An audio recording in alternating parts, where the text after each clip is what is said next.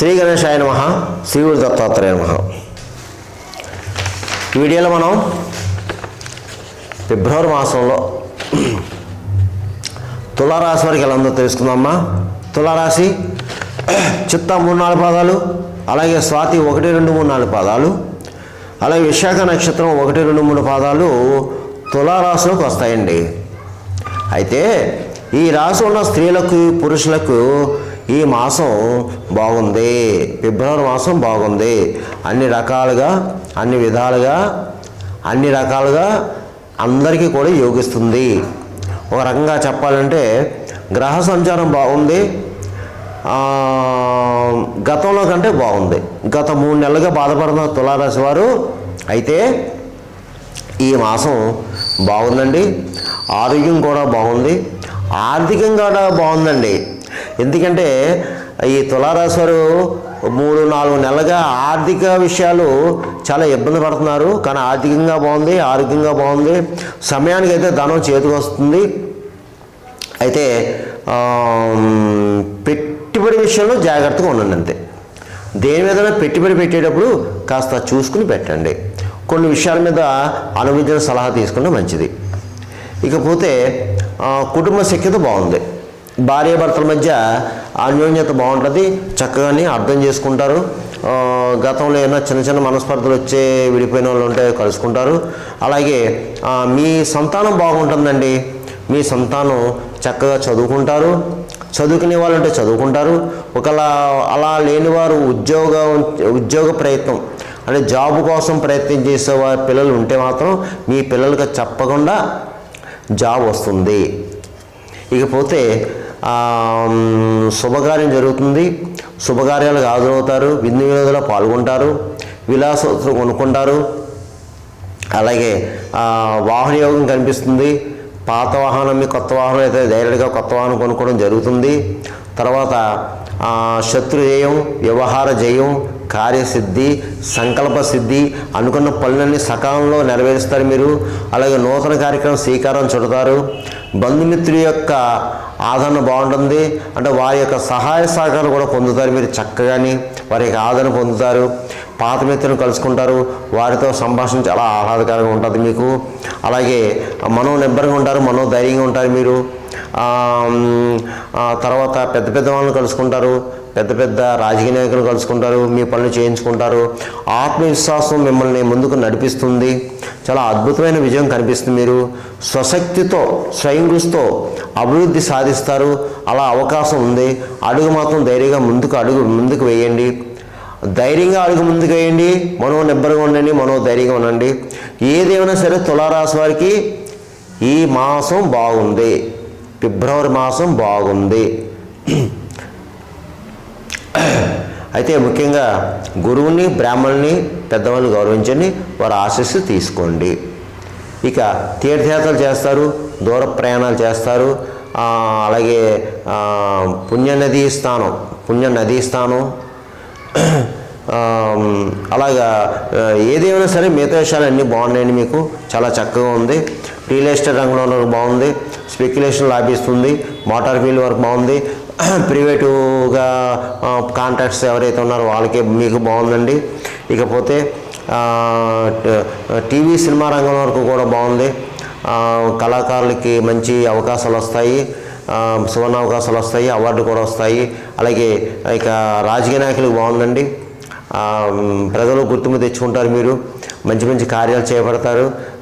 ప్రజలకు కావాల్సిన కార్యాలు కూడా చేపడతారు మీరు రాజకీయ నాయకులు.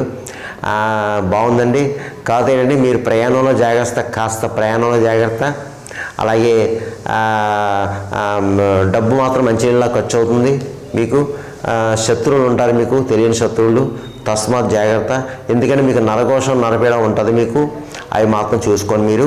మిగతా విషయాలన్నీ బాగున్నాయండి. ఇకపోతే అన్ని రకాల వ్యాపారస్తులకి బాగుంది. మంచి లాభాలు వస్తాయి.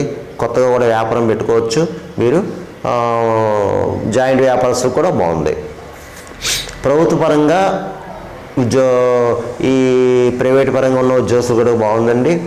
ప్రమోషన్ కొన్ని బదిలీలు కూడా కనిపిస్తున్నాయి. గృహ మార్పు ఉంది, స్థల మార్పు ఉంది. అయితే పై అధికారుల ప్రశంస పొందుతారు. తోటి సహోద్యోగులు మిమ్మల్ని గౌరవిస్తారు. అలాగే ఉద్యోగ ప్రయత్నం చేసే వాళ్ళు మాత్రం తప్పకుండా చేయండి. ఉద్యోగ ప్రయత్నం చేసేవాళ్ళు, అలాగే విదేశాలకి ఉద్యోగరీత్యా విదేశాలకు వెళ్ళే వాళ్ళు కూడా ప్రయత్నం చేయండి. ఇకపోతే వివాహ ప్రయత్నాలు కూడా సక్సెస్ అవుతాయి. మీకు అమ్మాయిల అబ్బాయిలు వివాహాలు చేస్తున్న అమ్మాయిల అబ్బాయిలు కూడా మీకు మంచి అవకాశం ఉంది, ప్రయత్నం చేయండి. ఇకపోతే ముఖ్యంగా ఈ తులారాశిలో ఉన్న పిల్లలు, చదువుకునే వాళ్ళు ఎవరైతే ఉన్నారో విద్యార్థులు తప్పకుండా బాగా చదువుతారు, చదవాలి కూడా. ఎందుకంటే పరీక్షలు దగ్గర వస్తున్నాయి. చక్కగా చదివి పరీక్షలు రాసి మంచి మార్కులతో పాస్ అవుతారు, కానీ కష్టపడండి. ఇకపోతే నేను చెప్పిన ఈ మాస ఫలితాలు, గోచార ఫలితాలు కేవలం మీకు 40% పనిచేస్తుంది. మిగతా 60% జన్మజాతకం మీద ఉంటుంది, జన్మజాతకం మీద ఆధారపడుతుంది. ఎందుకంటే జన్మజాతకం ఉన్న లగ్నాతో ఉన్న గ్రహాల యొక్క పరిస్థితి, జరిగే దశ అంతర్దశ దాన్ని బట్టి ఉంటుంది. నేను చెప్పిన ఫలితాలు అందరికీ జరగాలి అని రూలు లేదు, జరగకూడదని రూల్ లేదు. ఎందుకంటే నాకు చాలామంది కాల్ చేస్తున్నారు, గురువుగారు మీరు చెప్పినవి జరిగినాయండి, ఫలితాలు బాగున్నాయండి, మాకు సక్సెస్ అయ్యండి. కొంతమంది మాకు అసలు జరుగుతా లేదండి అన్నారు. ఎలా జరుగుతాయి? మీ జన్మజాతకం కూడా ఉంది కదా. అందువల్ల ఏంటంటే కొంచెం అర్థం చేసుకొని, నేను ప్రతి వీడియోలో చెప్తున్నాను దీని గురించి. అయినా సరే కాల్ చేస్తున్నాను నాకు, అయినా మళ్ళీ ఫోన్ చేస్తున్నారు. ఫోన్ చేసి గురువుగారు మీరు చెప్పే జరగలేదని చెప్తున్నాను. దయచేసి మీరు చూసుకుని అర్థం చేసుకోండి. ఒకవేళ మీకు ఏమైనా కావాలంటే మీ గురువుల దగ్గర ఎవరైతే ఉన్నారో వాళ్ళ దగ్గరికి వెళ్ళండి. వాళ్ళ దగ్గరికి వెళ్ళి వాళ్ళతో చూపించుకుని ఒక్కసారి పరిశీలించుకుని, జాతక పరిశీలన చేయించుకుని మీ పరిస్థితి చెప్పి పరిహారాలు చెప్తారు. అయ్యగారు పరిహారాలు చేయించుకోండి. లేదు నాకే ఫోన్ చేయండి, కింద నెంబర్ ఉంది, ఆ నెంబర్కి కాల్ చేయండి, అపాయింట్మెంట్ తీసుకోండి, మీకు తగిన సూచనలు సలహాలు ఇవ్వడం జరుగుతుంది. అలా చేయండి. ఇక ఈ ఫిబ్రవరి మాసంలో తులారాశి వారు నేను చెప్పిన పరిహారాలు చేసుకుంటే ఈ మాసం అంతా యోగిస్తుంది. ముఖ్యంగా ఈ ఫిబ్రవరి మాసం ఒక రకంగా మాఘమాసం అంటే శివుడికి విష్ణువుకి చాలా ప్రీతికరమైన మాసము, ఇష్టమైన మాసము, మన కర్మ కలుక్కోవడానికి మంచి అవకాశమైన కాలము, మంచి అదృష్టకాలము, అదృష్టకాలము. అయితే శివాలయాల అభిషేకం చేయించుకోండి తప్పనిసరిగా. ఏమాత్రం అవకాశం ఈ 30 రోజులు కూడా ఈ ఫిబ్రవరి మాసం అంతా చక్కగా శివాలయాల అభిషేకాలు చేయించుకోండి, పంచామృత స్నాన అభిషేకాలు చేయించుకోండి. ముఖ్యంగా శివుడికి ఇష్టమైన 4 పదార్థాలు, అలాగే సకల శత్రు రోగ రుణబాధలు ఉన్నవారు నేను చెప్పిన 4 పదార్థాలు అభిషేకం చేయించండి. ముఖ్యంగా ఆవు పాలు, చెరుకు రసం, ద్రాక్షరసం, దానిమ్మ రసం, ఈ 4 పదార్థాలతో చక్కగా శివుడికి అభిషేకించండి.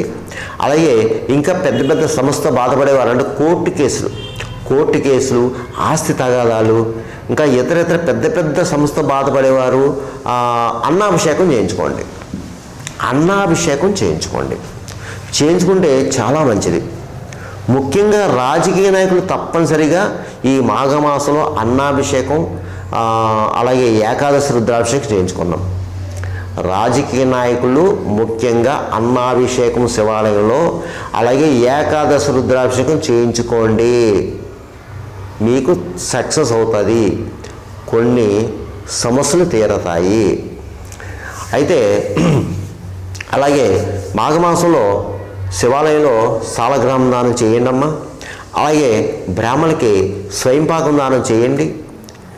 అంటే బ్రాహ్మణుడు కనీసం ఒక రోజు తినడానికి స్వయంపాకం, బియ్యం, ఉప్పు, పప్పు, కాయగూరలు వగేరా యథాశక్తి దక్షిణ తాంబూలంతో ఆ బ్రాహ్మణుడికి స్వయంపాక దానం చేసేసి ఆశీస్సు తీసుకోండి అమ్మా.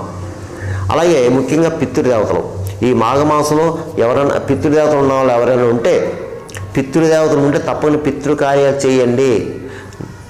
ఏదన్నా నది ఒడ్డుకి వెళ్ళి నదీ క్షేత్రంలో పిండ ప్రదానం చేయండి. అలా వీలు కాని వారు మీ ఊర్లోనే, మీ దగ్గర దేవాలయంలోనే స్వయంపాకం ఇవ్వండి. అంటే పితృదేవతల పేరు చెప్పి అయ్యగారికి, అర్చకులకి స్వయంపాక దానం చేసి యథాశక్తి దక్షిణతాములు ఇవ్వండి. ఎందుకు మనం ఎన్ని పూజలు, పురస్కారాలు, నోములు, వ్రతాలు, హోమాలు, యజ్ఞాలు చేసినా పితృదేవతల ఆశీస్సులేంది ఏది జరగదు. మనకి ఏది జరగదు. అది మాత్రం పాయింట్ గుర్తుపెట్టుకోండి. మీరు మీ పని చేసుకెళ్ళిపోండి.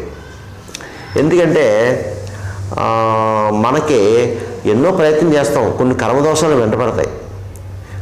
ఇదేంటండి ఎన్నో అభిషేకాలు చేస్తాం, పూజలు చేస్తాం, ఆ క్షేత్రం వెళ్ళాం, ఈ క్షేత్రం వెళ్ళాం అని అంటున్నారు, ఫోన్ చేస్తున్నారు. అవ్వట్లేదంటే ఎలా అవుతాయి?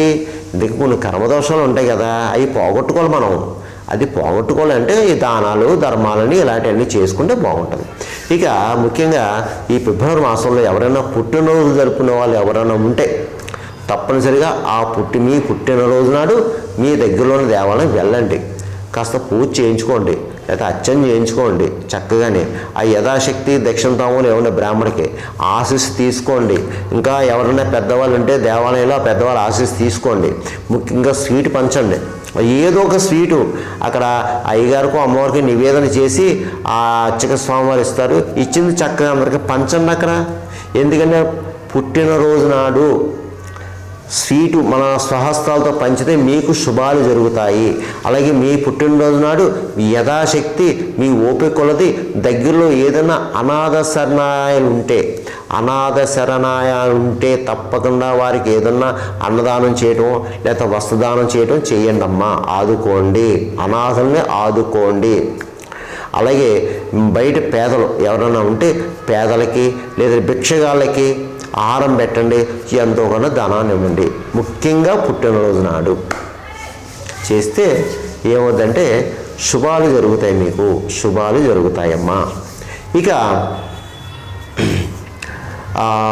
మూగజీవులకి ఆహారం పెట్టండి, గోవుకి గడ్డి వేయండి, పిచ్చుకలకి చిరుధాన్యం వేయండి, అలాగే పావురాలు జొన్నలు వేయండి, కాకులకి తీపన్నం పెట్టండి, కుక్కలకి బిస్కెట్లు బ్రెడ్ పెట్టండి. అలాగే బయట బ్లైండ్ పర్సన్స్ కానీ ఫిజికల్ హ్యాండిక్యాప్స్ కానీ దొరికితే వారికి ఆహారం పెట్టండి. ఇక ముఖ్యంగా విష్ణాలయం, వెంకటేశ్వర స్వామి గుడి, విష్ణాలయం ఏదైనా సరే స్వామివారికి మాఘమాసం ఇష్టం కాబట్టి చక్కగా వెళ్ళి స్వామిని అర్చించండి. స్వామివారికి తులసిమాలు ఇష్టం, బిల్లవాళ్ళు ఇష్టం, సమర్పించండి. విష్ణాలయం, వెంకటేశ్వర స్వామి దేవాలయం, రామాలయం ఏదోటి వెళ్ళండి, చేసుకోండి.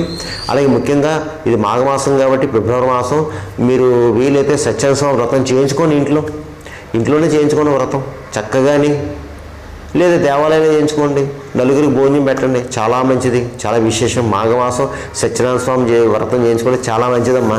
ఆ సత్యనారాయణ స్వామి తప్పకుండా మిమ్మల్ని అనుగ్రహిస్తాడు, మీకు కావాల్సిన ఇస్తాడు ఆయన, అందులో అనుమానం సందేహం అయితే లేదు. ఇక మీరు మీ పని మీరు చేసుకుని వెళ్ళిపోండి, ఏం పర్వాలేదు, అన్ని విషయాలు కూడా బాగున్నాయి, ఇందులో ఆధారపడాల్సింది అయితే పని లేదు. మీ ప్రయత్నం మీరు చేసుకుంటూ వెళ్ళండి, తప్పకుండా మీరు సక్సెస్ అవుతారు, ఏమీ డౌట్ లేదు, అనుమానం పెట్టుకోవద్దు. మీకు బాగుంది సర్వేన సుఖం భవతు, శుభం భవతు, స్వస్తి.